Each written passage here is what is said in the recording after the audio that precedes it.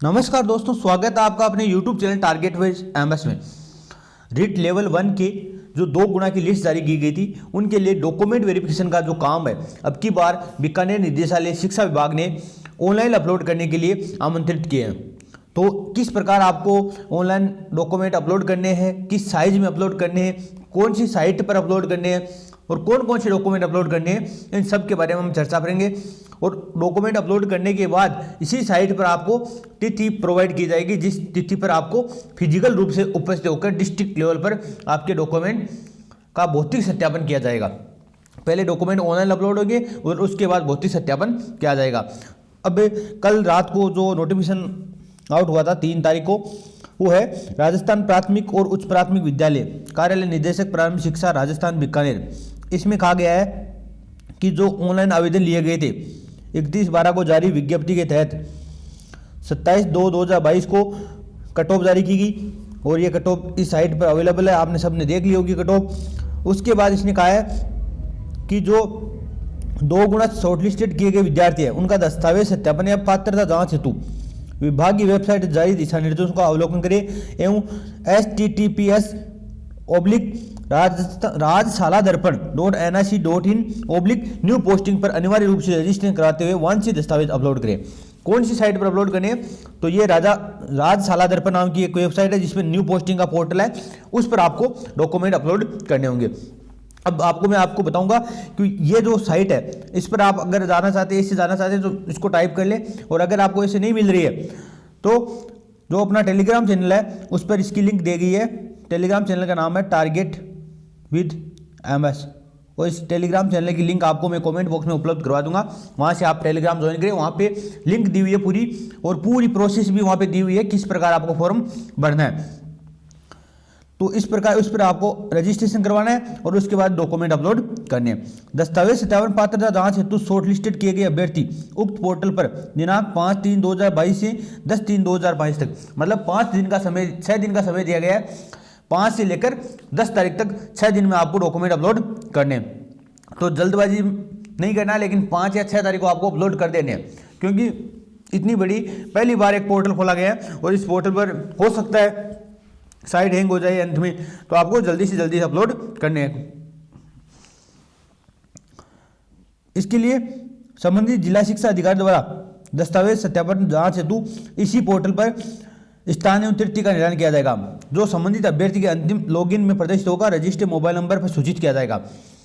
कल कुछ विद्यार्थियों की कमेंट आ रहे थे कि सर मोबाइल नंबर चेंज कर सकते हैं, तो इसमें साफ लिखा हुआ है कि अगर आपको मोबाइल नंबर या ईमेल आईडी चेंज करना हो तो आप बीकानेर निदेशालय में संपर्क करें। यहाँ से अब कोई मोबाइल नंबर या ईमेल आईडी चेंज नहीं होगी। उसके बाद शॉर्टलिस्टेड किए गए सभी अभ्यर्थी शाला दर्पण पोर्टल पर रजिस्ट्रेशन कर लॉगिन आईडी से लॉगिन कर दस्तावेज सत्यापन के लिए स्थान और तिथि के संबंधित अद्यतन स्थिति की जानकारी प्राप्त करते हैं। मतलब जो भी आपकी जानकारी होगी, आपको कब फिजिकल रूप से बुलाया जाएगा, इसके लिए सभी डॉक्यूमेंट है और जो तिथियाँ हैं वो इसी साइट पर अपलोड होगी। अनुपस्थित अभ्यर्थियों को अंतिम चयन सूची में शामिल नहीं किया जाएगा, जिसके लिए अभ्यर्थी स्वयं जिम्मेदार होगा।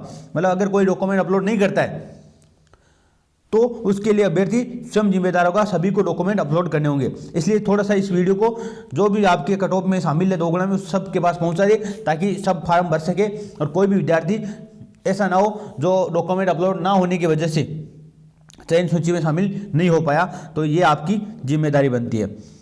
अब हम बात करते हैं कि इस पोर्टल पे जो क्या है, ये है इसका जो पोर्टल है, ये इसका जो पोर्टल है, ये है पोर्टल न्यू पोस्टिंग पोर्टल। इस पोर्टल में जब आप खोलोगे तो शाला दर्पण का ये पोर्टल है। ये शाला दर्पण का जो पोर्टल दिखाई दे रहा है आपको, इस पर पहले रजिस्ट्रेशन करना है, फिर लॉगिन करना है, फिर वेरिफिकेशन करना है और फिर ये से डॉक्यूमेंट अपलोड करने हैं। देखो यहाँ से ये पोर्टल इस प्रकार से आपको खुलेगा। इस पोर्टल पर आपको अगर कंप्यूटर में खोलोगे तो आप इस प्रकार खुल सकता है, और अगर आप मोबाइल में खोलोगे तो ये थोड़ा सा ये एप्लीकेशन के नीचे की डेट वगैरह ये आएंगे। तो इसमें आपको सबसे पहले क्या करना है, तो सबसे पहले जो भी टेलीग्राम चैनल पर जो लिंक दी हुई है सीधा उस लिंक पर क्लिक करना है, और इस आपको टेलीग्राम चैनल पर जो लिंक है उस पर आप क्लिक करेंगे तो आपको सीधा इसी वेबसाइट पर आपको पहुंचा दिया जाएगा। उस वेबसाइट पर आपको क्या करना है, पहले आपको एप्लीकेशन रजिस्ट्रेशन पर क्लिक करना है। किस पर? मतलब पहले क्या करना है, रजिस्ट्रेशन करना है और उसके बाद डॉक्यूमेंट अपलोड होंगे। और रजिस्ट्रेशन करने के बाद आपके पास लॉगिन आईडी और यूजर नेम आएगा। तो आपको पहले एप्लीकेंट रजिस्ट्रेशन पर क्लिक करना है। इस पर क्लिक किया तो आप आगे देखोगे तो आपको कुछ इस प्रकार से जो दिशा निर्देश है वो दिखाई देंगे। और ये दिशा निर्देश टेलीग्राम चैनल पर मैंने पहले से ही डाल दिए हैं ताकि आपको कोई दिक्कत नहीं हो। इस दिशा निर्देश में कहा गया है कि आपको एप्लीकेट रजिस्ट्रेशन नंबर पर क्लिक करना है और उसमें कौन कौन सी डिटेल भरनी है। तो देखो इसमें ये तीनों डिटेल भरनी है। डिटेल कौन सी है, एक तो आपको एप्लीकेशन नंबर भरना है। ये एप्लीकेशन नंबर कहाँ से मिलेंगे, तो आपने जो 3rd ग्रेड का फॉर्म भरा था उसमें आपको ऊपर एप्लीकेशन नंबर लिखे हुए हैं, वही एप्लीकेशन नंबर डालने हैं। दूसरा मोबाइल नंबर डालने हैं। मोबाइल नंबर कौन से डालने हैं, जो 3rd ग्रेड का फॉर्म भरा था अभी 33 श्रेणी अध्यापक भर्ती परीक्षा का फॉर्म भरा था, वही मोबाइल नंबर डालने हैं। और वही ईमेल आईडी अभी नहीं मांग रहा है, बाद में मांगेगा। डेट ऑफ बर्थ वही डालनी है और ये कैप्चा कोड डालना है। और इसके बाद क्या करना है, रजिस्ट्रेशन करना है। यहाँ से application number, mobile number, date of birth और कैप्चा कोड डाल के रजिस्ट्रेशन करना है। इसके बाद आप आगे जाएंगे तो आपको एक OTP सेंड की जाएगी। OTP has be send on your registered mobile number and email ID. मतलब जो मोबाइल नंबर है और जो ईमेल आईडी आपके 3rd ग्रेड के फॉर्म में भरी गई थी, उन दोनों पर एक OTP सेंड की जाएगी और वो आपको OTP दर्ज करानी है। यहाँ पे 6 डिजिट OTP दर्ज करा के वेरीफाई करना है। उसके बाद क्या करना है, तो उसके बाद जो एप्लीकेंट का रजिस्ट्रेशन है उसकी लॉगिन आईडी और जो पासवर्ड है वो has been sent to your registered mobile number और ईमेल आईडी। मतलब जैसे ही आप यहाँ पे रजिस्टर करोगे तो रजिस्टर करते ही जो लॉगिन आईडी है और जो पासवर्ड है वो आपकी ईमेल आईडी पर और इसके अलावा मोबाइल नंबर पर सेंड कर दी जाएगी। तो आप मोबाइल नंबर या ईमेल आईडी से वो लॉगिन आईडी और जो पासवर्ड है उन दोनों को सेव कर लें और आपको उसको अच्छे से सेव कर लें ताकि याद रखें, नेक्स्ट टाइम जब भी कोई भी सूचना होगी तो इसी पोर्टल पर उपलब्ध कराई जाएगी। उसके बाद आपको क्या करना है, तो उसके बाद आपको यहाँ से लॉगिन करना है। देखो यहाँ आपको आस पास में दिखाई दे रहा होगा एप्लीकेंट लॉगिन। तो इसके बाद उसी साइट पर यहाँ पे लॉगिन पे क्लिक करना है और लॉगिन पे क्लिक करो तो आपको ये फॉर्मेट उपलब्ध होगा। इस फॉर्मेट में आपको क्या लगाना है, जो यूजर आईडी आई है वो लगानी है, जो पासवर्ड आए हैं आपकी ईमेल आईडी या फ़ोन नंबर पे जो पासवर्ड आए हैं वो लगाने हैं और कैप्चा लगा के इसको लॉगिन करना है। इसके बाद लॉगिन करने के बाद वापस OTP आएगा SMS वेरिफिकेशन के द्वारा, तो OTP वापस वेरीफाई करना है और उसके बाद आपके देखो ये पोर्टल खुल जाएगा डैशबोर्ड में। इसमें ये दोनों 4 पोर्टल खुलेंगे। इसमें पहला होगा पंजीकरण का विवरण आएगा, जो आपने 3rd ग्रेड का फॉर्म भरा है उसका पूरी डिटेल आएगी, जो वहाँ पे फॉर्म भरा था वही डिटेल यहाँ पे आएगी। उसके बाद दस्तावेज अपलोड विवरण आएगा, उसके बाद स्लॉट आवंटन विवरण आएगा, फिर दस्तावेज सत्यापन की स्थिति आएगी। ये 4 आपके इसमें ओपन होंगे। देखो ये आप देख पा रहे होंगे, यहाँ पे देखो एप्लीकेशन प्रोफाइल आ रही है, उसके बाद अपलोडिंग डॉक्यूमेंट आ रहा है, फिर स्लॉट डिटेल आ रही है, डॉक्यूमेंट वेरिफिकेशन डिटेल आ रही है और नोटिफिकेशन आ रहा है। ये 5 ऑप्शन खुलेंगे। इसमें जो एप्लीकेशन प्रोफाइल है उसमें जो आपने 3rd ग्रेड का फॉर्म भरा है वो पूरी डिटेल यहाँ पे आएगी। देखो आपके जो आपने भरे थे वो पूरी डिटेल आ रही है। उसके बाद आपको क्या करना है, उसके बाद आपको ये दस्तावेज अपलोड करने हैं। अब दस्तावेज अपलोड कौन कौन से करने हैं आपको, तो देखो सभी के लिए जो अनिवार्य दस्तावेज है वो कौन से हैं, 10वीं की मार्कशीट होनी चाहिए, 12वीं की मार्कशीट, रिट की मार्कशीट और मूल निवास। डोमिसाइल सर्टिफिकेट का मतलब हो रहा है मूल निवास। ये चारों सर्टिफिकेट सभी के लिए क्या है, अनिवार्य। दूसरी बात, अगर आप लेवल 1 के लिए आवेदन कर रहे हैं, देखो लेवल 2 तो कैंसिल कर दी गई वैसे भी, अगर लेवल 1 के लिए आवेदन करें तो आपको DLD या BLD की जो मार्कशीट है वो आपके पास होनी चाहिए। उसके बाद अगर आप जनरल के अलावा किसी भी अन्य जाति के हैं तो आपको कास्ट सर्टिफिकेट अनिवार्य है। तो आप अगर EWS से हैं तो EWS, SC, ST, OBC जो भी कैटेगरी से है, MBC, तो आपको कास्ट सर्टिफिकेट अनिवार्य है। सॉरी, आगे देखो अगर आप फीमेल में डिवोर्स है तो आपके लिए डिवोर्स सर्टिफिकेट, और अगर आपके पास डिवोर्स की जो डिक्री होनी चाहिए, और अगर आपके पास आप विडो है तो आपके पास डेथ सर्टिफिकेट होना चाहिए अपने हस्बैंड का। उसके बाद डिसेबिलिटी है PH सर्टिफिकेट होना चाहिए अगर आप है तो, अगर आप स्पोर्ट्स में है तो स्पोर्ट्स सर्टिफिकेट होना चाहिए।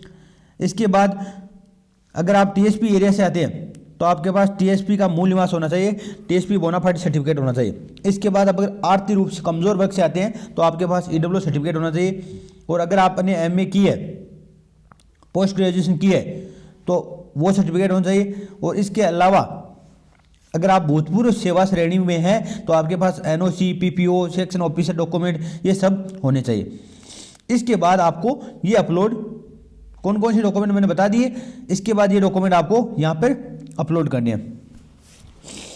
पहली बात, यहाँ पे जो साइज है वो 200 KB से अधिक नहीं होना चाहिए।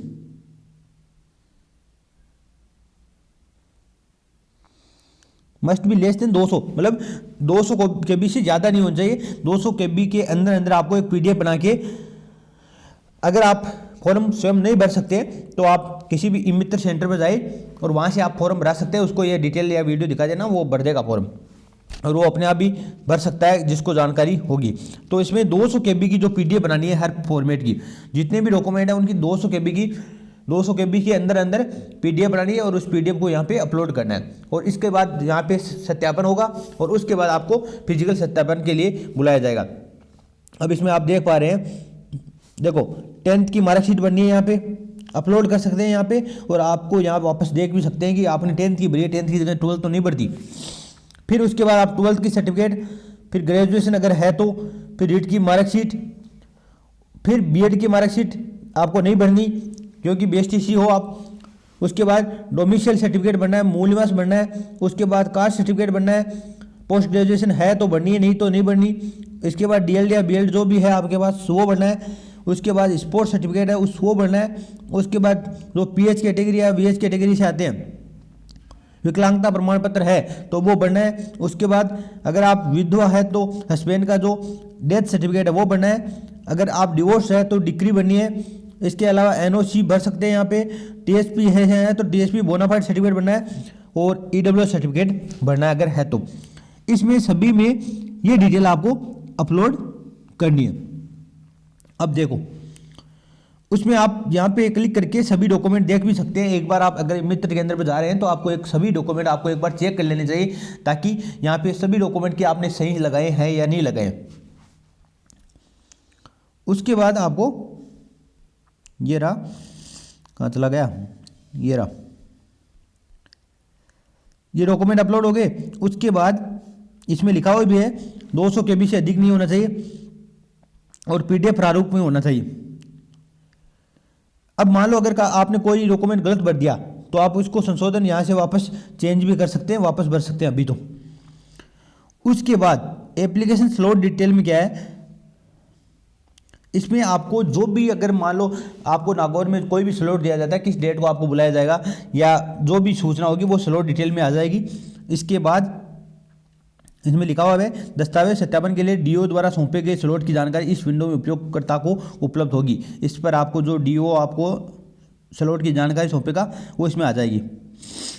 इसके बाद डॉक्यूमेंट वेरिफिकेशन स्टेटस भी आएगा कि 10वीं की जो मार्कशीट है वो आपने डॉक्यूमेंट अपलोड डेट आएगी, उसमें DO ने क्या स्टेटस दिया है, क्या रीजन दिया है, अगर कुछ डिस्ट्रिक्ट पे लेवल पे क्या है, CO क्या दे रहा है, मतलब अगर कोई मार्कशीट आपने गलत अपलोड कर दी है तो इसके लिए यहाँ पे कारण भी आ जाएगा कि आपने मार्कशीट गलत अपलोड कर दी है। और अगर वेरीफाइड हो जाएगी तो इस पर क्लिक आ जाएगा कि वेरीफाइड DO डिस्ट्रिक्ट ऑफिसर और CO के द्वारा वेरीफाइड हो गई है। इसके बाद ये आपको डिटेल दी हुई है, इस डिटेल पर आप संपर्क भी कर सकते हैं इनकी ये डिटेल पर। और इसके बाद जो लॉगिन हिस्ट्री है यहाँ पे, इसमें आपने कब कब लॉगिन किया है तो इस पर आप देख सकते हैं। इसके बाद अगर मान लो आप चेंज पासवर्ड आपको याद नहीं रह रहे हैं तो आप चेंज पासवर्ड भी यहाँ से इस ID पर कर सकते हैं। ये ID आपको रखनी है, सुरक्षित रखनी है, जब तक फाइनल सिलेक्शन नहीं हो जाता तब तक एकदम सुरक्षित रखनी है, ठीक है। तो ये थी पूरी डिटेल तो मैंने आपको बता दिया। आप ई मित्र केंद्र पर जाएं और वहाँ से ई मित्र केंद्र पर जाकर आप न्यू साला दर्पण जो है, न्यू पोर्टल है साला दर्पण का, उससे ये फॉर्म भर सकते हैं। और ये लिंक आपको कहाँ मिलेगी तो मैंने आपको पहले भी बता दिया है, टेलीग्राम चैनल है टारगेट विद MS, तो उस पर ये लिंक मिल जाएगी। और इस लिंक में आपको 5 तारीख से लेकर ये लिंक मिल जाएगी। और ये लिंक कमेंट बॉक्स में आपको मैं अपनी टेलीग्राम की लिंक दे दूंगा, वहाँ से जो लिंक अवेलेबल है उस लिंक के माध्यम से आप फॉर्म भर सकते हैं। तो उस फॉर्म में जाकर आप फॉर्म भरें। आज के लिए इतना ही, धन्यवाद। जय हिंद, जय भारत।